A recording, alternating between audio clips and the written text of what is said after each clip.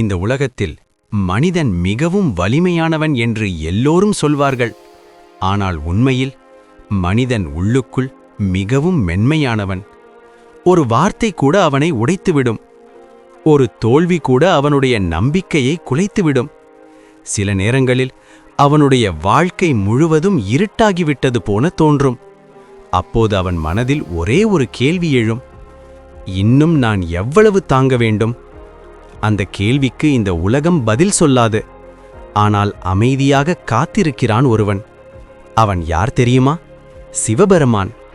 இந்த உலகத்தில் பலர் தினமும் சிரித்துக்கொண்டு வாழ்கிறார்கள். ஆனால் அந்த சிரிப்பின் பின்னால் எத்தனை கண்ணீர் இருக்கிறது என்று யாருக்கும் தெரியாது. ஒரு மனிதன் வீட்டில் குடும்பத்திற்காக சிரிப்பான். ஆனால் இரவு தனியாக படுக்கும்போது அவன் கண்களில் கண்ணீர் வரும். ஏன் தெரியுமா? ஏனெனில் அவன் மனதில் பல சுமைகள் இருக்கிறது.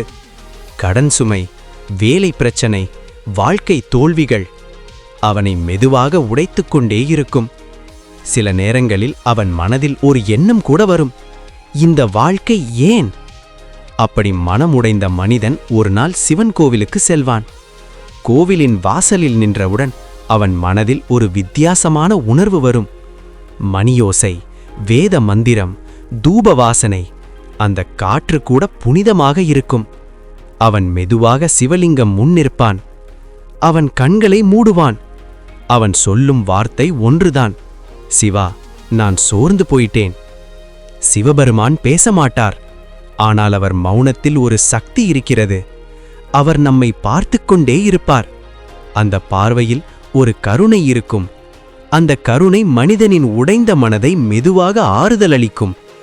சில நேரங்களில் மனிதன் கோவிலில் அமர்ந்து அழுவான். ஆனால் அந்த கண்ணீர் பலவீனத்தின் கண்ணீர் இல்லை, அது ஆறுதலின் கண்ணீர். பலர் நினைப்பது சிவன் பணம் தருவார் என்று. ஆனால் சிவன் தரும் மிகப்பெரிய வரம் மன வலிமை. ஒரு மனிதனுக்கு மன வலிமை இருந்தால் அவன் எந்த பிரச்சனையையும் எதிர்கொள்ள முடியும்.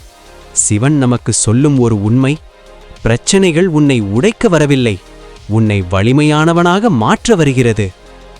ஒரு விதையை மண்ணுக்குள் புதைத்தால் அது இருட்டில் இருக்கும். அது அழுத்தத்தை உணரும். ஆனால் அந்த அழுத்தத்தால் தான் அது ஒரு பெரிய மரமாக வளர்கிறது.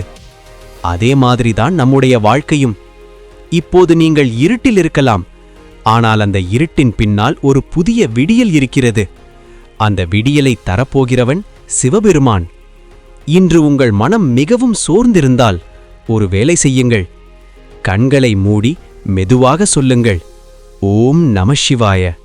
இந்த 5 எழுத்து மந்திரம் உங்கள் மனத்தில் இருக்கும் பயத்தை மெதுவாக கரைக்கும்.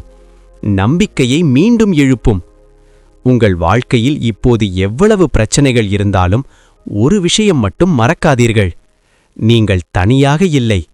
உங்களை அமைதியாக பார்த்து கொண்டிருக்கும் ஒரு தெய்வீக சக்தி இருக்கிறது.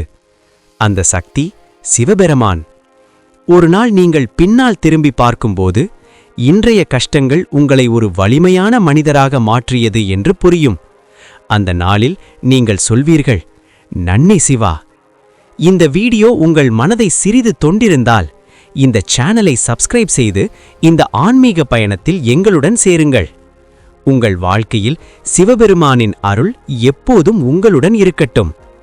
ஓம் நம சிவாய.